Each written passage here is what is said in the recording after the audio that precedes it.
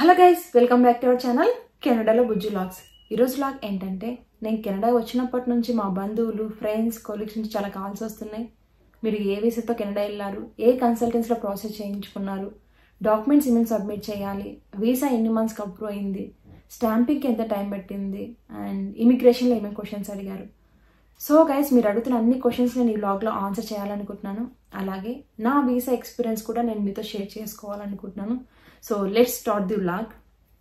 First question, ఏ వీసాతో నేను కెనడా వచ్చానంటే డిపెండెన్స్ వీసాతో కెనడాకి వచ్చాను. లాస్ట్ ఇయర్ 2023 మార్చిలో మా హస్బెండ్ స్టడీ వీసాతో కెనడా వచ్చారు. తను వచ్చిన తర్వాత ఆగస్టు మంత్లో కెనడాలో ఉన్న కన్సల్టెంట్స్తో కాంటాక్ట్ అయ్యారు. సో నేను డిపెండెన్స్ వీసా, పాప విజిటర్ వీసా.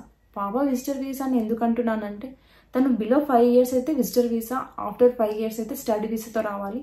సో నేను డిపెండెన్స్ వీసా, పాప స్టడీ వీసా మా ఇద్దరికి ప్రాసెస్ చేయడానికి కెనడా కన్సల్టెన్సీ వాళ్ళకి మేము $1000 పే చేసాము ఫీ. నెక్స్ట్ గవర్నమెంట్కి $150 to $160 దాకా పే చేసాము.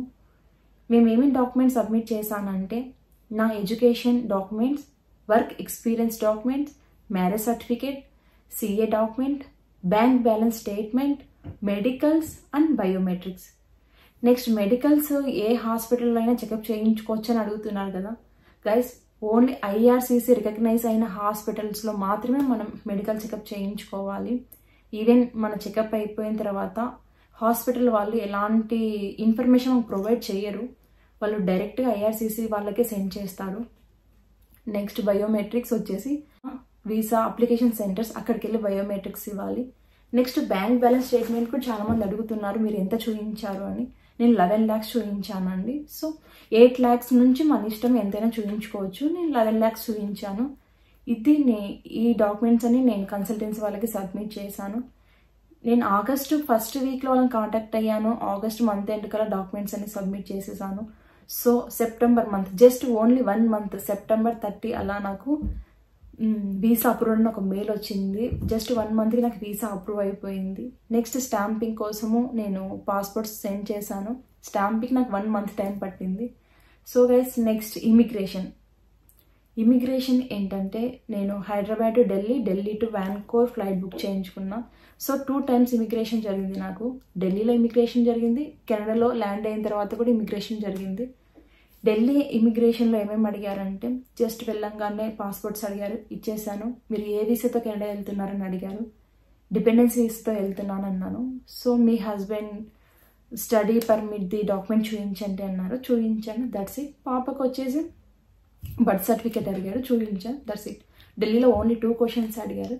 నెక్స్ట్ కెనడాలో ల్యాండ్ అయిన తర్వాత కెనడా ఇమిగ్రేషన్ వాళ్ళు వెళ్ళంగానే ఫస్ట్ పాస్పోర్ట్స్ అడిగారు, ఇచ్చాను.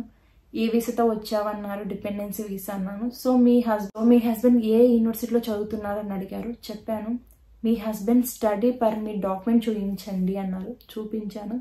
Next me husband date of birth ఏంటి అని అడిగారు, చెప్పాను. అంతే గైస్, ఓన్లీ 3 questions అడిగారు కెనడా ఇమిగ్రేషన్ వాళ్ళు. నెక్స్ట్ ఇమిగ్రేషన్ అయిన ఏంటంటే నాకు వాళ్ళు ఇమీడియట్గా నాకు వర్క్ పర్మిట్ అనే ఒక డాక్యుమెంట్ అయితే ప్రొవైడ్ చేశారు. So we can work full time అన్నట్టు డిపెండెన్సీ వాళ్ళకి. ఇక్కడ ఫుల్ టైం వర్క్ చేయాలంటే ఈ డాక్యుమెంట్ ఉంటే సరిపోతుందండి. ఇది ఒక బెస్ట్ ఆప్షన్ డిపెండెన్సీ వాళ్ళకి, వచ్చే వాళ్ళకి ఈ డాక్యుమెంట్ అనేది చాలా యూజ్ అవుతుంది. సో గైస్, ఇది నా వీసా ఎక్స్పీరియన్స్. అండ్ ఎవరైతే కెనడాకి రావాలనుకుంటున్నారో, యూఎస్ వెళ్ళాలని, యూకేకి వెళ్ళడానికి పెద్ద కష్టమేం కాదు, చాలా ఈజీ. బట్ ప్రాపర్ కన్సల్టెన్సీని అప్రోచ్ అవ్వండి, చాలా ఈజీగా అవుతుంది ప్రాసెస్ అంతా.